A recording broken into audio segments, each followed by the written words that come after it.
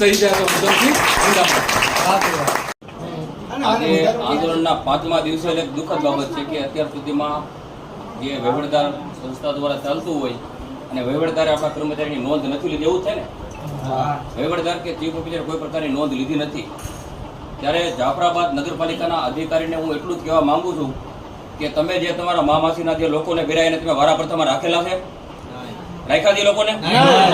તો આપણા કર્મચારી વારાફરતામાં નહીં રહીને 100 કર્મચારીને બપોરે 4 વાગ્યા સુધીમાં ભરવામાં નહીં આવે તો જાફરાબાદનો જે નેશનલ હાઈવે છે તે બ્લોક કરવામાં આવશે. એને પૂરા જિલ્લાની પોલીસ જ્યાં સુધી અમારું સંકલન જ્યાં લગી અમે મીટિંગ કરવા માંગતા હોય ને વ્યવસ્થિત રીતે અમારા કર્મચારીનું જે શોષણ અટકતું હોય તો અમે એવા પ્રયત્નથી રિઝલ્ટ મેળવવા માંગવી છીએ.